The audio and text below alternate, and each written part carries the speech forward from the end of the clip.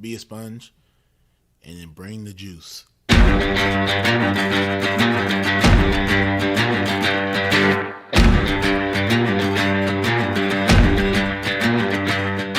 By focusing on your improvement, by focusing on your progress, and eliminating any fixed mindset that you may have and acts of perfectionism, then you encourage your own mastery. On some level, we do what we want to do 24 hours a day. Now, sometimes it may not seem like that, but if I'm choosing to work instead of sleep, what I'm actually saying is keeping my job is more important than sleeping. I'm tired of this. I'm tired of getting beat. What can I do to get over this hump? So mentally, that's when I kind of put that forefront, like, hey, it's either all or nothing. I like to put failure in quotations because I don't believe that failure is true failure if you're looking at it with the right mindset. The truth is, the journey to greatness is hard. It takes time, it takes effort, it takes focus, and every day you have to decide what you value, what you want to pursue, and what you want to achieve. And if you dig deep enough, if you push hard enough, we all have what it takes to be great. Welcome to the Edge of Greatness.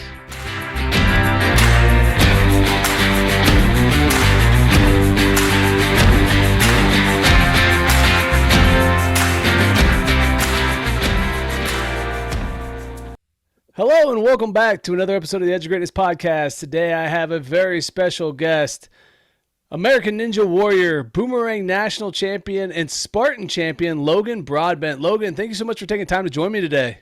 Charles, thanks for having me, man. Glad to be here. Excited Absolutely. to talk to you today.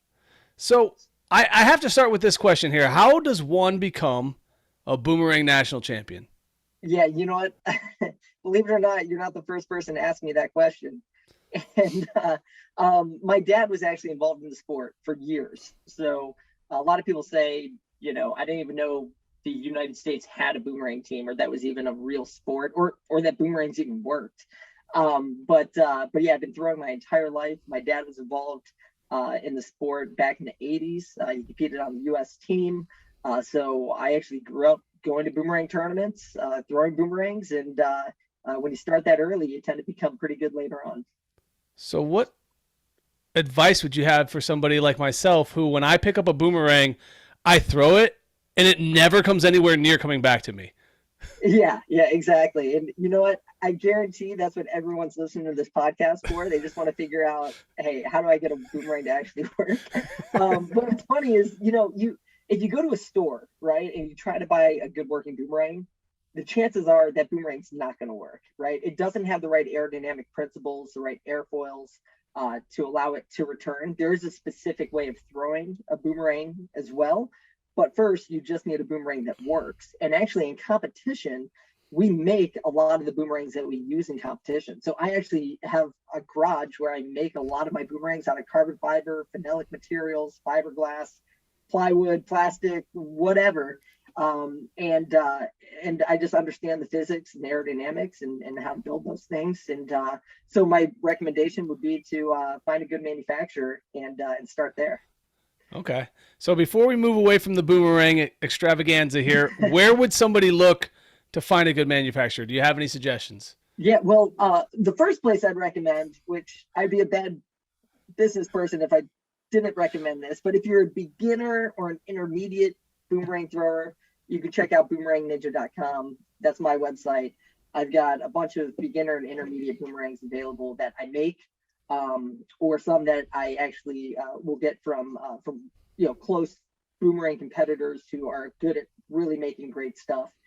So whatever you buy will be guaranteed to work and have a lifetime warranty. There we go. boomeranninja.com. Yeah, I'll hook you guys Awesome. up. And, Love it. You can get your discount code. So, as somebody who's done a lot of different things, American Ninja Warrior, Boomerang Championships, Spartan races, been on Dude Perfect, done different things like that. What is your favorite experience so far? Man, my favorite experience. It's so hard to say because each of these different realms is its own world, right? And it brings its own set of incredible experiences, friendships, community, right with it. I can't just pick one. I would say the experience of traveling, the experience of meeting new people who share common interests, even if they're from different backgrounds and philosophies and, different parts of walks of life. Being able to travel and meet people and to compete, right, who all share a shared, desire to compete has been really incredible. I'd say with Boomerangs, it's probably taken me to the furthest corners of the world, since it is an international sport and I compete on the international level. So I've had a chance to go to Brazil, to Japan, to, all over Europe, Middle East. It's just been absolutely amazing. So instead of favorite, what's your most surprising thing that you've had as far as your experiences doing all these different things? What's been the most surprising thing for you? Yeah, I think the most surprising thing for me, and something that continues to surprise me every time I do travel and go to these new places, are just how similar people in other parts of the world actually are, right? Not only because we're doing the same thing, but because as a society, or as humanity, not even a society, as humanity, we all have common goals, common interests, common desires, and that's something that I don't know if you realize if you don't get a chance to get out and travel and meet people from different cultures and backgrounds and religions, and that's something that's continued to surprise me, every time I do travel. I know it's not very athletic specific, but I think it is important for people to understand and to learn we're not that different from one another. No, I'm a big believer that the more experiences we have, the more things we get exposed to, the better and more rounded we become as people. And that opens the door for better leadership, better communication, better things like that. So on the realm of communication, my question then goes to, when you're in these places and you're experiencing these things with the local people that don't speak our language, right? How do you bridge that gap as an outsider? Yeah, good question. And I mean, I think you start where you can, right? You start with the commonalities that you find, and it's easy as athletes because the thing we have in common is we all do ninja, or we all race obstacle course races. We love OCR, or hey, we all throw boomerangs. I mean, how random and obscure and specific, is something like that. So I think you start there. You build a relationship around that, and then you branch out, into more specifics around where people are from, how they grew up, their families, and go from there. It's something, when you mention that, there's an interesting experience that I had where there's a gentleman by the name of Takeshi Honda. He was from Japan, and he really wanted to become the Japanese national boomerang champion. That was his sole goal. He was like early 20s, late teens, early 20s. He and I were about the same age. He's a couple years older than me. So he decided to come to Ohio, here in the US, to train in boomerangs with me and my dad. And when he first started traveling here to the US, coming to visit us, he would live at our house for 2-3 months at a time, and he didn't know a word of English. So he and I would go out and we'd do 3 throwing sessions a day, right? Kind of like 2 days of practice, but we're doing 3 a day. He ended up here in the middle of winter and the snow and the ice, and we were still out throwing boomerangs, trying to catch things with cold hands. But what's neat is that we didn't know each other's language. I really couldn't communicate much about where he was from, how he grew up, and that sort of thing. But we were able to communicate, right? We were able to use hand gestures, our own form of sign language. I started to pick up on words in Japanese and phrases in Japanese. He started to pick up on more English, and I started teaching him that. And so we started to share that the language barrier got closed just in our day-to-day interactions. And then eventually, years later, now he's fluent in English. He became the Japanese national boomerang champion, and he's been one of the best throwers in the world. He actually now lives in Australia, believe it or not. Go figure. And I'll see him next month at the World Championship. So we've created a huge friendship, even though we didn't know each other's language. So he speaks English. Do you speak his local language? When it comes to boomerangs and on the field and explaining how to throw and how hard to throw and throw more left, throw more right, more layover, whatever. Yes, I know that version of Japanese. But no, if I had to order, some sashimi, at a Japanese restaurant, I'd be in trouble. I love it. So what's the most interesting place that you've had a chance to visit and see in your travels to this point? Yeah, so it's hard to pin down one, but somewhere I just traveled to was we were in Abu Dhabi for the Spartan World Championship. So I know this is away from boomerangs. We were doing. I also, of course, am a huge obstacle course racer, and I had the chance to compete at the World Championships in Abu Dhabi, and that was a really unique experience. For a number of different reasons. First, the culture is so different, right, than here in the States. It is relatively Western, compared to, some other, countries in that region. But we ended up out in the dunes, right? We were out in the middle of the desert, middle of the dunes, some of the largest dunes in the world. And really just kind of exposed to the elements out there, staying in tents. I got to meet people from all over the world, and it got a really good physical challenge, right? A really challenging course, really challenging endeavor. Sleep deprived. I ended up losing my voice and was sick that whole time. So in that realm, it was even more challenging. But to be there in the uniqueness of that area and to be, amongst these massive sand dunes was pretty cool and pretty spectacular. And then the other one that I would say, I had a chance to go to Brazil, and it was outside of a main city. It was in a town called Itu, which is outside of Sao Paulo, Brazil. And we were there for the World Boomerang Championships. I believe it was 2014.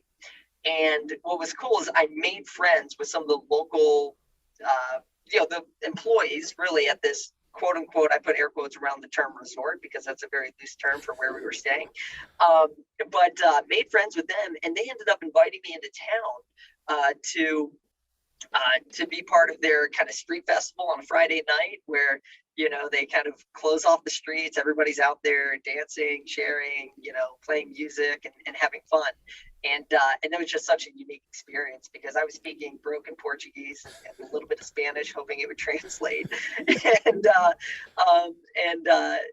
we just had an absolute blast. So that was a really cool experience. And to see how much they could do with so little, because they don't have a lot in the terms of resources, money, anything like that, was really incredible to see how much fun they could have. And I had fun right along with them. That's awesome. Those are two really different experiences, but very interesting. And that's the neat thing about what you do is you get to kind of experience a little bit of everything. You're a little bit over here, a little bit over there. And I think that makes for a really interesting travel experience. So when you look at you mentioned when you went to, is it Abu Dhabi? Is that right? Am I saying that right? Yeah, Abu Dhabi. Yep. That it was challenging. It was tough. It was a different environment. But I'm curious, with all the different things that you've experienced, what's the toughest thing that you've done to date? Yeah, well, from a physical aspect, right, the toughest, athletic endeavor that I've had a chance to participate in, I've done ultras, I've done long races, hot races, challenging terrain and that sort of thing. But actually, one of the tougher races that I've done was the Boston Marathon in 2018. The Boston Marathon had a complete turn of events. Like, it was freezing cold. It was, somewhere in like the low 30s. We had 30-mile-per-hour headwind directly out of the east to the direction we were running. And it was just this torrential downpour. So I was ill-prepared for the race. I didn't have the warm clothes that I would need, right, for those conditions. And I suffered through it. I toughed through it. I made it to the finish and had a relatively respectable time. Wasn't PR by any means, but I was able to push through. But by the end of that race, I had hypothermia. I was, just along with many, many others, right? Because I was the only one that was not prepared. And ended up in the basement of this building where they had, blankets and people like trying to warm up your body, just like trying to like massage you to get you warmer. They handed me a cup of chicken broth and I kept shaking so hard that I couldn't drink the broth. It was just spilling everywhere. And so that was a really tough experience. It was a tough experience, but it taught me a lot about preparedness and just being ready for anything, right? Don't pay attention to the weather, even a day in advance. Prepare, bring gloves, bring a hat. Be ready for any scenario that Mother Nature can throw at you. because you don't know, when that might be the chance. So, some of my competitors will know whenever I pack a lot, and I pack everything, even if it's the middle of June and it's in Arizona.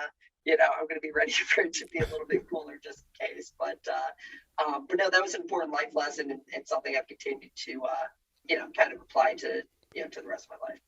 So something I find really interesting about endurance athletes, especially, is the toughness side and the mental side of the sport, because I'm a big proponent of mental toughness. I'm a big proponent for learning how to adapt to the adversities that we face.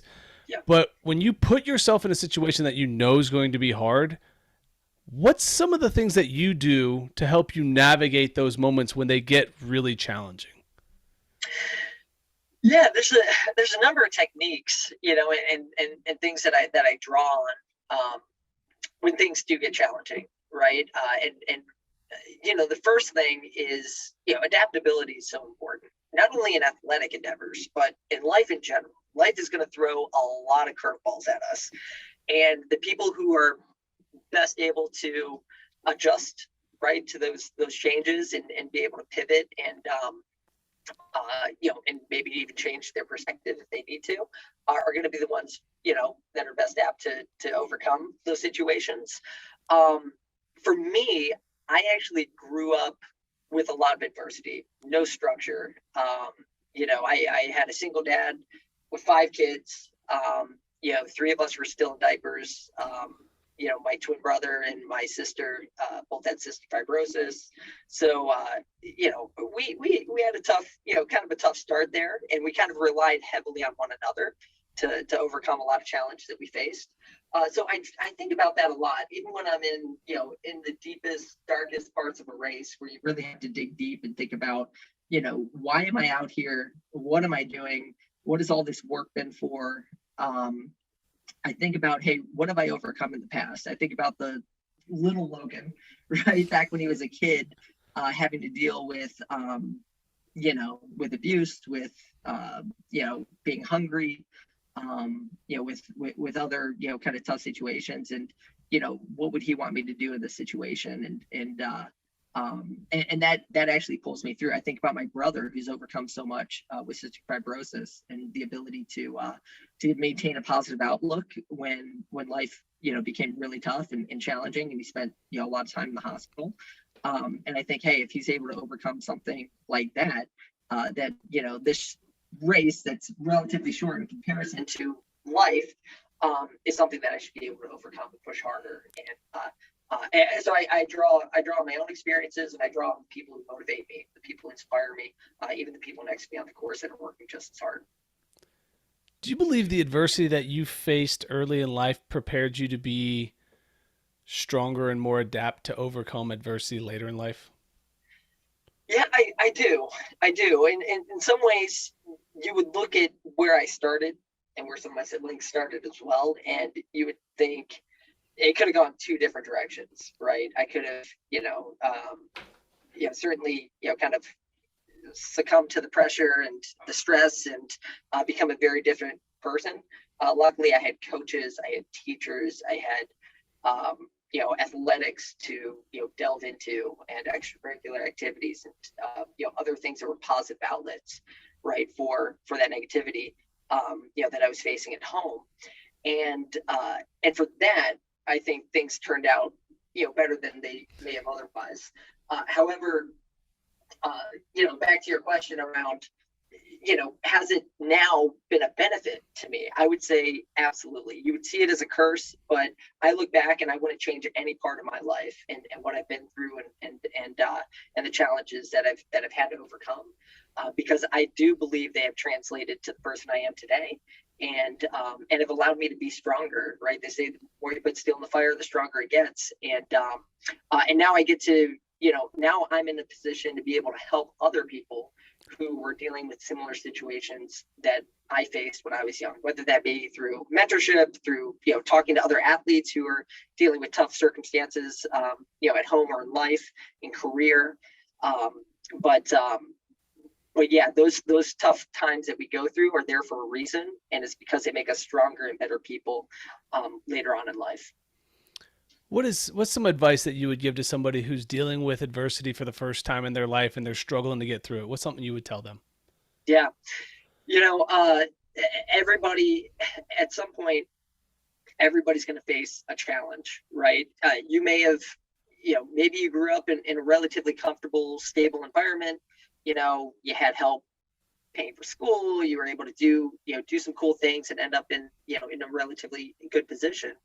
But no matter what, there's going to be a time when you're going to be challenged. And I don't think the fact that you haven't been through tough times means you're ill prepared to deal with those challenges. You can handle it, right? And there's no challenge, right, that's too big for somebody to be able to overcome. If they're able to maintain a positive attitude, rely and don't be afraid to talk about, right, the problems that you may be going through, the challenges you may be having, and seek those mentors, seek those friends, seek the people that you really truly can rely on to help get you through those times. I would recommend not trying to be by yourself, right, in the situations. Sometimes you don't want to burden other people with your problems, but in reality, being able to open up, be vulnerable, talk about the challenges that you're having, and ask for help can be a really positive thing, and might just be the one thing that you need to be able to overcome that. No, I agree. I think that finding support, people to lean into, people to lean on, can really make a difference when it comes down to dealing with and moving through the adversities that we face. So I love that advice. I think that's fantastic. When you look at all the things that you've participated in, it's obviously a very broad spectrum. You've got American Ninja Warrior, you've got Spartan races, you've got boomerang, you've got marathon running, you've got ultra marathon running. Do you ever wonder if by choosing to go after so many various things, you've stunted your potential to reach your peak abilities within a single sport? Yeah, you know what? I have thought about that. I think about it a lot. You were you actually had a podcast where you're talking to Coach Carpenter, who I believe is here, also a Buckeye, right? A guy from Ohio, go figure. And I think you were talking about high school athletes, right? Oftentimes they're between baseball, basketball, football, and trying to balance all of those demands. And I think early in life, it's okay to do that because you're still kind of figuring out what you're going to become best at. But later in life, it helps to kind of narrow it down. And believe it or not, I actually started with a lot more. I was doing a lot of other sports before I narrowed it down to boomerangs and OCR. I was a triathlete back in the day. I was a All-American diver. I was doing like all sorts of other things. But I've narrowed it down, a little bit to sports that really do kind of complement each other.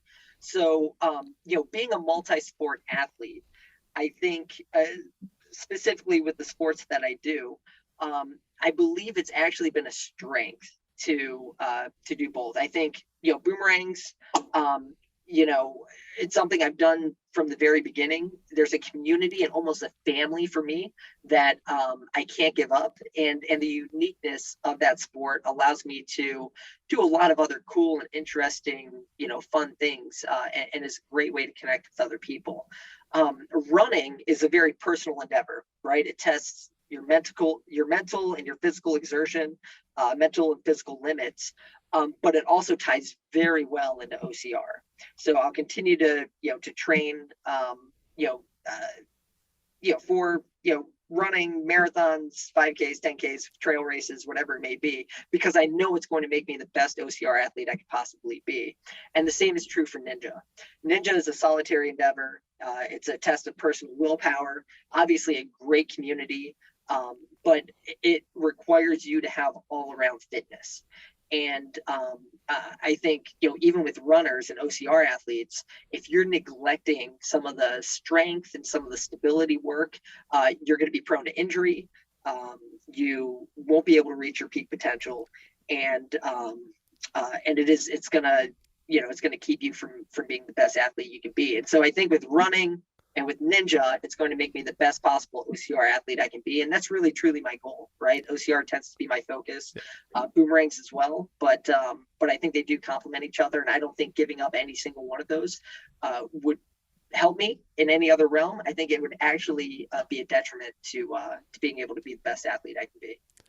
I love how you really subtly snuck in there All-American diver. I'm going to need you to expand on that just a little bit real quick because that's a real... High school. It was a long time ago. It was like, I love it. I'm still, I used to be a backyard gymnast. I taught myself to do backflips and stuff like a lot of people when they're young. Yeah. But I actually became a really good diver. And that's a sport where you have to do it year round, because if you take a break, it's not like riding a bicycle, right? You try to get up there and you try to do 2.5 or whatever with a few twists, and you're going to smack pretty hard. So it's something you got to stay in rhythm with.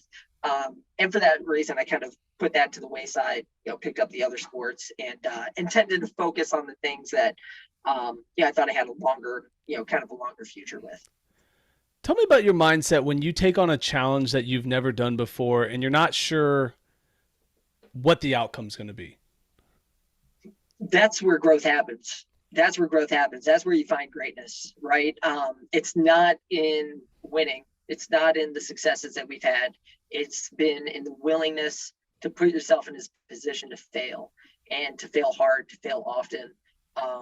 I've failed, and I tell this, to kids during presentations and stuff. I have failed thousands and thousands of times more than I've succeeded. And that's why I've been in the position that I am. In today's society, I mean, if you get on YouTube and you watch like trick shot videos, even the ones that I do, right? You're seeing success after success after success, and it's immediate gratification.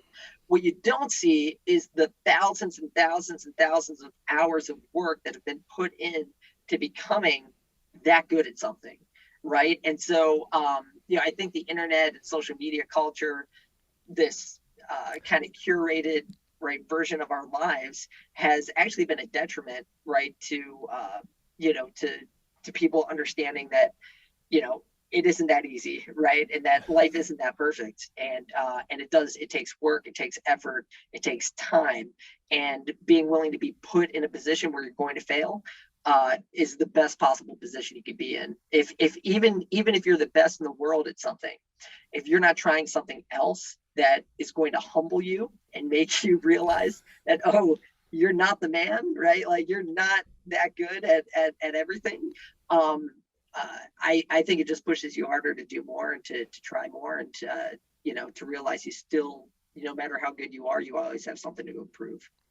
I love that. And I love that answer, because I think similarly, when it comes to greatness, it's forging a path through hard work, building repetitious activities, and becoming more over time, not the accolades, not the wins, not the losses. So can you tell me about a time when you went into something extremely confident and then immediately thought, man, this is way harder than I anticipated? I'm way over my head now. I'm way over my head. Oh man, how much time do you got? Let's go. We got time. Yeah. Oh man, there have been so many things that I've done where it was just, way tougher than I expected.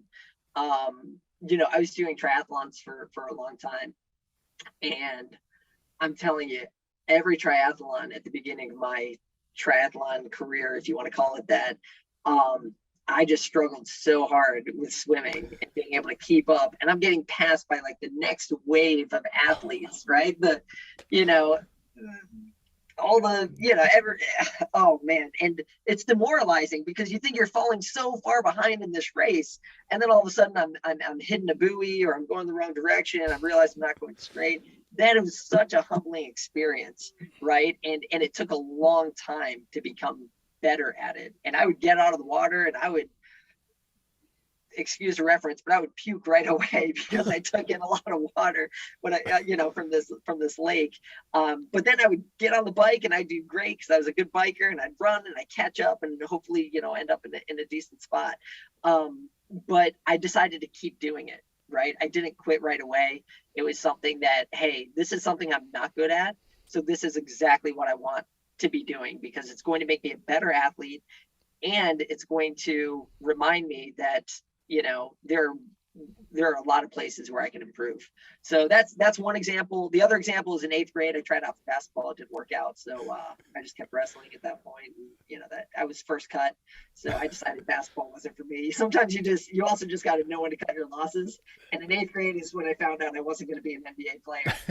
So I cut my losses there and went on to other things. I love that. What's something that you've learned about yourself by doing so many challenging things? Yeah. You know, the one thing that I've learned, that I keep learning and relearning, is that we're capable of so much more than our minds think, our bodies think, other people think. You know, I've always been on the smaller side of the athlete spectrum. Right. And I think people are really surprised when they do meet me in person and realize I'm like 5'5", you know, 125, 130, whatever. And what's cool is that I don't even think about it. Right. I don't think about it as a detriment, right, to the things that I do, even in the heavy carries and stuff like that we do in Spartan and the OCR World Championships and other things. You know, it's I would advise, you know, anybody listening to this podcast to never sell yourself short, to never, you know, I mean, you hear people say, you know, don't use the term I can't, but truly, right. You can do so much more. Even if you're really bad at something, it's incredible how good you can become with focus, dedication, the right training, right. And sometimes a little bit of luck can play a role in what we do, but we're capable of so much more than we think. And that's athletic, you know, that's in terms of athletics, and but it's also in terms of, you know, our intellect and our career capabilities and just our abilities to be really good, decent human beings. I think if you think that you're a negative person, that's not who you are. You know, you're actually capable of being whoever you want to be. No, I love that. I think that's fantastic. I think that's great advice. I think there's so many things that we can learn from the way we think about ourselves and how we talk to ourselves, and the ability to just keep pushing ourselves to want to be more, to do more, to get better. Where did you learn that mindset? You know, I probably learned it initially from my father, who, you know, my dad is fantastic. He is fantastic, right? Incredible guy. You know, definitely, you know, he took boomerangs to another level, right? It was very much an obsession for him, you know, and I've kind of built out these other branches and aspects of my life. But he's somebody who, you know, always encouraged me to believe in myself, to, you know, to be a good person, a good citizen, a good student, you know, and that really helped, because even if we didn't have much, that is what you build your life on, right? Your character and your mentality. And, you know, and if you didn't have that foundation, you can build it later. You can find it, right? If you didn't have that encouragement. I think about the coaches, right, that I had, who may or may not have realized kind of the situation I was in at a young age, but still went out of their way to, you know, to be there for me, to encourage me, right, to push me harder, right, to convince me to push myself harder, and realize my full potential, right, from a young age. And you know, my biggest fear now in life is not reaching my full potential. It's not seeing, you know, how far I can actually go, and you know, what I can actually achieve. And I don't mean that in a negative way. I think that's a good perspective to have, but I think we should all want to be the best, you know, the best we can possibly be. I agree. I think that anyone who's striving to be great at something should want to consistently get better. I have conversations a lot of times about anything from writing to singing to reading to performing to being an athlete. And if the performance or thing that I did 5 days from now, 5 years from now isn't better than what I just did, then I'm not getting anywhere. I'm not doing anything to get better. So Right. I totally agree with that. So Who would you say is your hero? You know, my hero is my twin brother. My twin brother is my biggest inspiration, my biggest hero, my best friend, right? My partner in crime. Like, he and I have been through everything together, right, in life.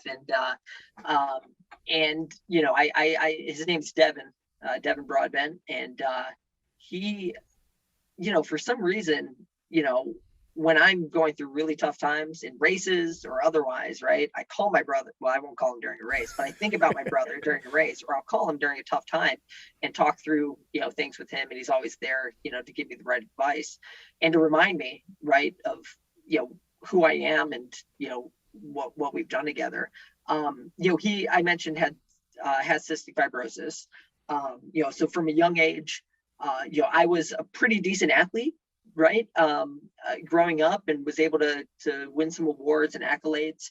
He was working just as hard, right? He did wrestling. You know, he was, you know, but he would run out of air, right? And be challenged, you know, because of the cystic fibrosis. And I saw him out there just working just as hard, right? Putting in the effort and doing his absolute best, but not receiving those external awards and affirmation.